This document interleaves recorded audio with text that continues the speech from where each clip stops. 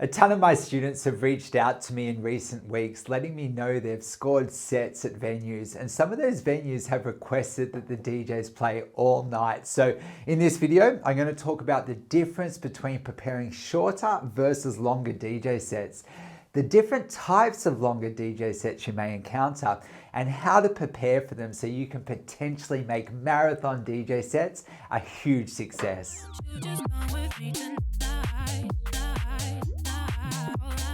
Firstly, I find longer sets are usually reserved for residents in clubs or people that are creating their own opportunities. So for instance, let's say creating your own opportunities, like let's say you find a cool venue that you like, or a local bar or a cafe, and you convince them, hey, they might benefit from having a DJ.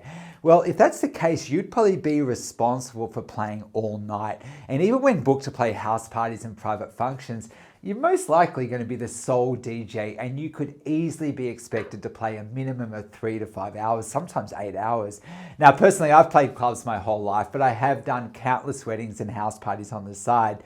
So I'm going to share some tips now on how I would prepare for those longer kinds of DJ sets.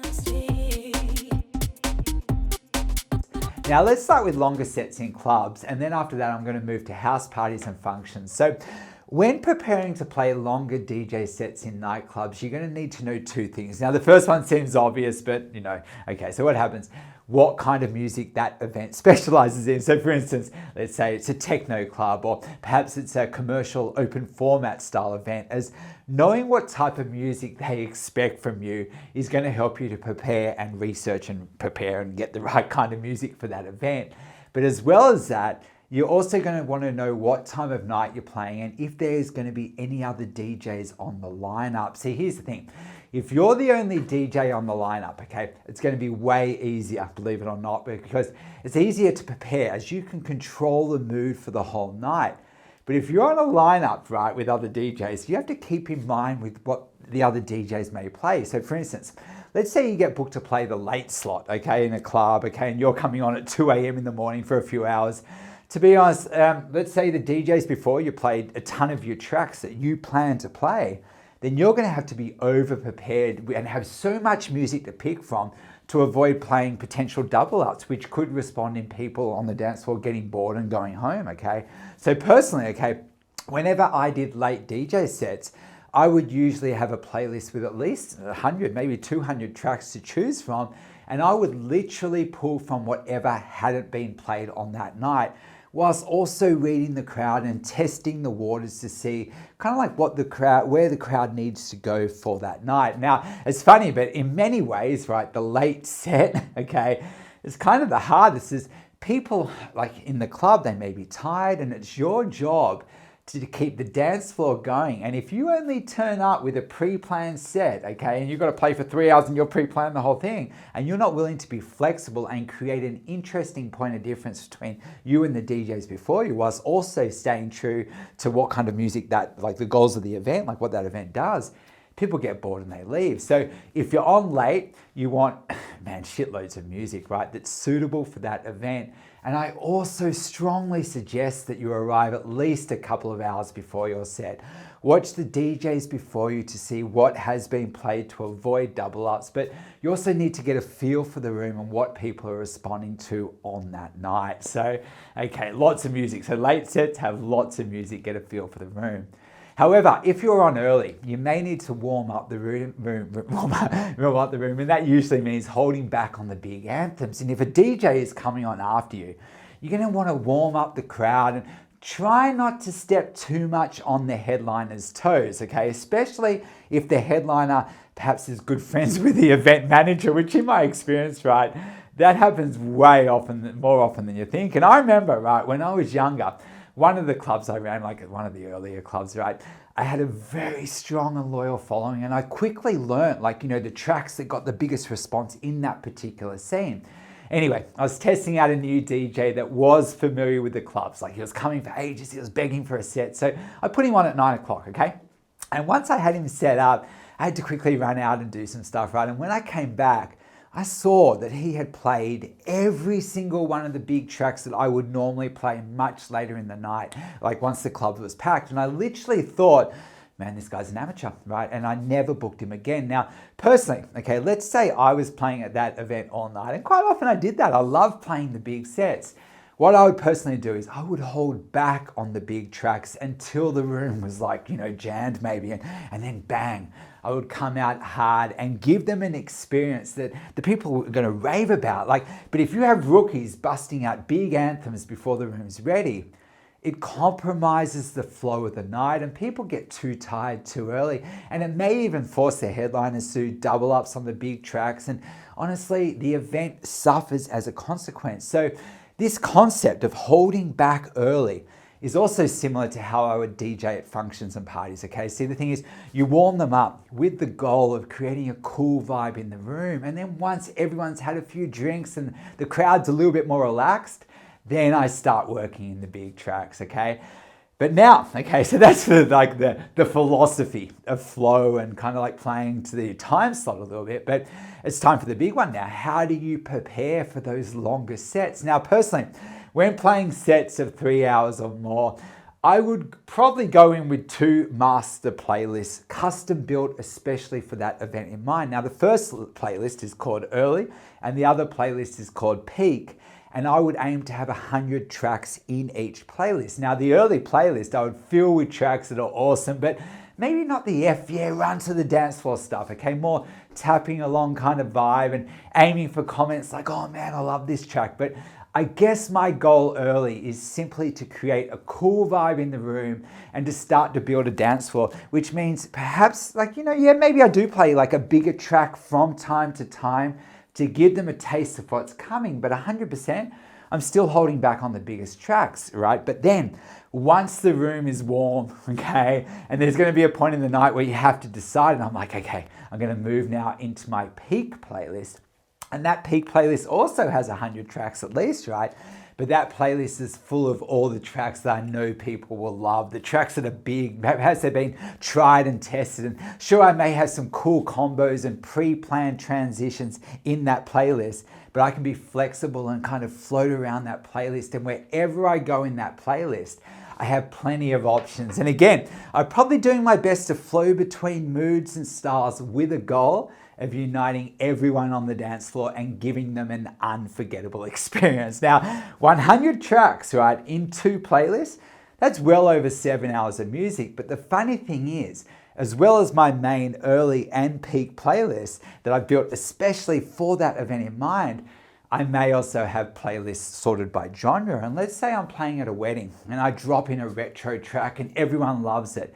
I may go check out my retro playlist and see what I can find. Or perhaps let's say you're playing a club and all of a sudden everyone's loving tech house, but then you drop in a new disco track and just to mix it up a little bit and the crowd really responds well to it. Well, in that case, you may go check out like a new disco folder and be like, oh, okay, and see what other similar tracks I have in there. But be careful, if you break away from your main playlist, like your early and peak one, right, to dive deeper into a particular genre, I would usually try and find my way back to my early or peak playlist as quickly as possible. And I use those 2 playlists as my anchors, okay? As you don't want to go on some retro or new disco tangent for too long, as your goal as a DJ is to unite everyone, and that means constant testing of ideas and genres and flowing between styles and mood like a seasoned pro. It's so much fun, man. Honestly, it really is. Now, just remember, when playing functions and private parties, track selection is king and is way more important than awesome transitions. But when playing in clubs, okay, you want awesome track selection and awesome transitions, but you should never compromise one for the other, okay? Now, the beauty of playing long sets is you really get to practice reading a room and controlling the energy in the room. And usually, if I was playing house parties or private functions, I'd probably get a brief, okay, from the event, from the people organizing the event or booking me to DJ, right, on what kind of music they like. And I would usually ask the people organizing the event in advance, even for a list of tracks that they want to hear. And then from there, I can filter those tracks into the early and peak playlist and then add more tracks that I feel suit the style of the night. And the funny thing is, right, once you've built your early and peak playlist for one event, right, you'll be surprised how much of that can be recycled and repurposed for future events. So you build those 2 playlists, you know, you can always come back to them, and constant never-ending improvements make them bigger and better every time. However, when playing in clubs, right, you're not going to ask the promoter what tracks you should play, okay? They'll expect you to know, and that means going to the events, getting a feel for the events in advance and seeing what people are playing, like the other DJs are playing, seeing what people are responding to. However, if you're being approached by a bar or a club, or you've organized your own stuff, and let's say they're just reopening after COVID and they've asked you to play all night, get clear on their vision, like what they want. And if they have no idea and they want to leave that side of things up to you, man, you're going to need to over-prepare big time and have plenty of music to pull from, as you could easily find yourself in a position where you have to make a decision, and that is, how much are you willing to compromise your own style for the sake of the atmosphere at the event? Now, for instance, I remember, right, I started a club in Sydney called SFX, and my initial plan was to make it mostly a house club, perhaps have some commercial dance. Yet everyone that turned up wanted to hear party tunes, okay? Much like what you'd hear at a wedding. And you know, I was playing and I could see the house tracks I was putting on, they weren't working. So I started incorporating a little bit more party music, and the place erupted. And every time I tried to bring it back to more of a house vibe, the dance floor cleared. So long story short, I compromised my personal style, okay, for the sake of the atmosphere. And that club went on to run every week for several years, attracting well over 800 people every week. And before long, that event expanded and took over that whole venue, operating over 3 rooms. Like the main room was party tunes, as that's what mainly people wanted to hear. But it also had a side room with like harder electro called Flux. It was pretty cool. We had live bands in the basement. And that event honestly packed out weekly. Man, and over the years, it connected thousands and thousands of people. It was a really huge scene. So if you're responsible for music at a new event, you just have to think about that question, and that is, are you willing to compromise your personal style, okay? And then what do you expect people will want to hear? And are you going to give them a music lesson and play what you think they should like? Or will you give in for the sake of the atmosphere and play music? Honestly, sometimes music you may feel embarrassed by. Okay, now I guess that's one of the advantages of playing at established clubs.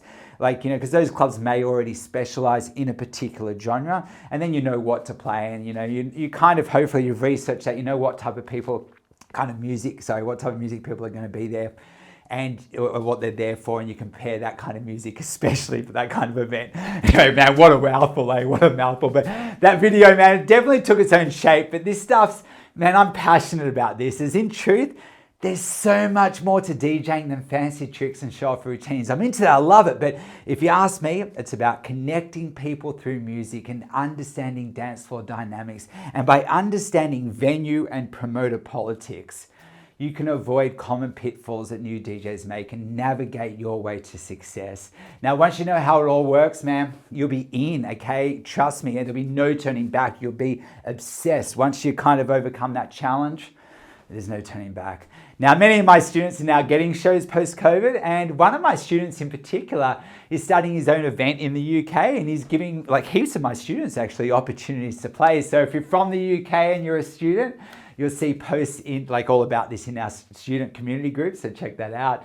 But also in saying that, if you're ever in Australia, okay, well, once COVID's passed, obviously, but my students can also contact me for shows, and chances are I can push you in the right direction and get your foot in the door, and perhaps we can have a beer together. Like, honestly, man, I'm very approachable. I'm there for my students 100%. Anyway, remember, if you get an idea and you feel passionate about it, you have to do it, okay? Thanks for tuning in for your weekly dose of DJ inspiration in this case. See you next Monday, man. I love this, man. I'm really grateful that you're watching too and supporting it. So like, comment, subscribe, helps me to feel good, helps the channel to grow. And again, yeah, I went a whole video without plugging my DJ course. Well, okay, wait, yeah, okay, see you guys, bye.